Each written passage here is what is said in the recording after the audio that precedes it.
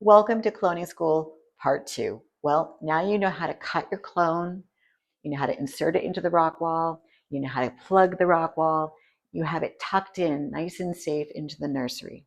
What now? Stay tuned for Part 2. I'm Sherry and this is Tower Gardening Made Easy.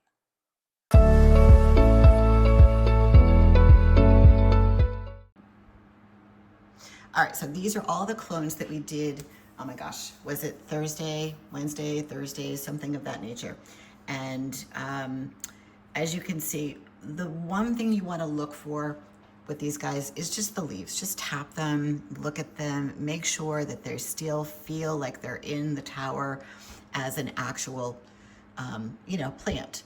And you want to just make sure that they're all got life to them and that there's plenty of water. And again, remember how I talked about you don't want to fill this guy up, but you just want to keep enough on the bottom so there's just a slight little puddle.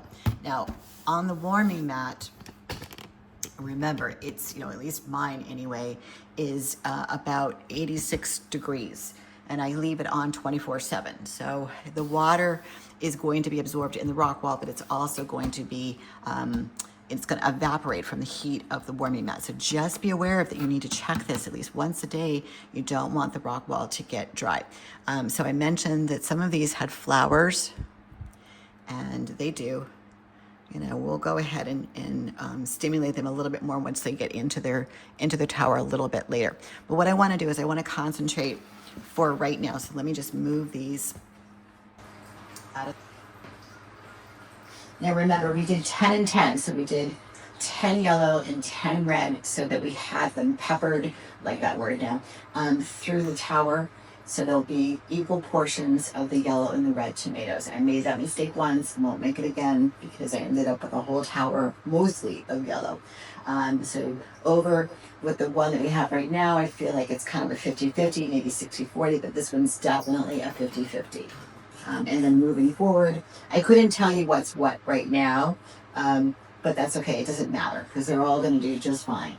And for some reason, if one of these guys doesn't, and it doesn't make it, which is very, very rare, I have the other tower to pull from.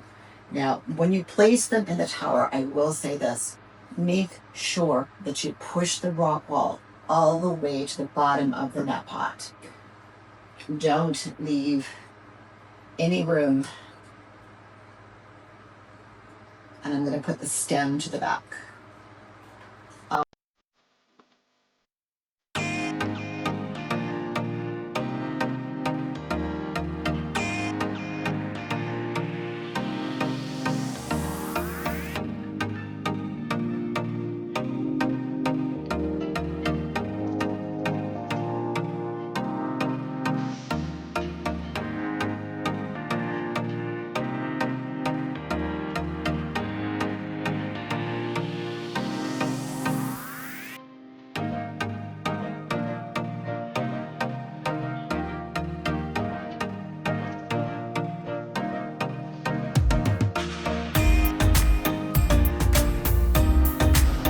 What do we got? Oh my God, it's so funny. It's like perfect every time. Now notice, there's one thing I want to point out and make sure that close up is it can get this. The top of the lights. Notice how they are arched. They're kind of like a gooseneck because you want these lights to be very close, not touching, just very close to the seedlings.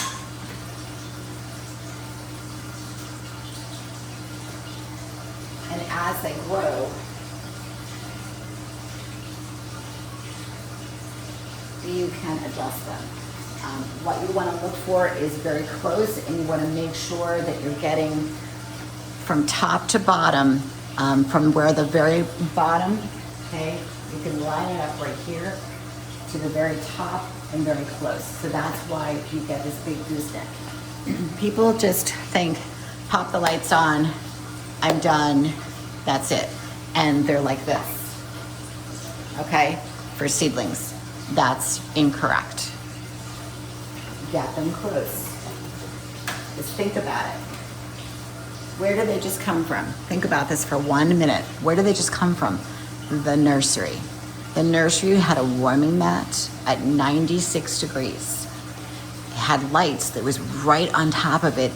Not so much these guys, but other things at a greenhouse. Now these were open, but they still had lights that were very close.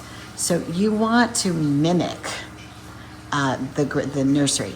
So what we did was, when I added the water this morning, I put the cold and the hot together. Now, if you're in an area where all you get is cold water, it's fine. It's fine. It will adjust. But for these guys, it's lukewarm, half and half. I've got the lights that are mimicking now that spider light that's in the nursery, because it's very, very close, not too close where you're burning, but I've got it perfectly lined up at levee level, and I've got it so close and arched that it's right on top of it. Now, the other thing that I want to do before I'm done, as I said, other people, when they've cloned tomatoes, I know the gentleman, Kevin, I forget his last name from, is it Epic Gardening? He's like, cut all the flowers, cut all the tomatoes, and have them just focus on growing green. With this particular seed, I have found you do not need to do that. So I already have flowers, and so I know these guys just opened up. So I'm gonna go ahead, and if there's any pollen, I'm gonna go ahead and try to get it to release. So these two,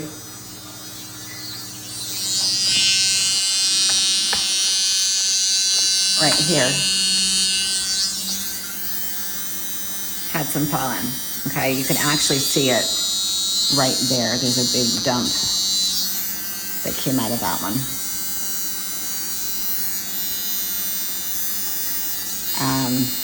And for right now, that's fine. And they'll grow. Just see whether any others. I'll go back here.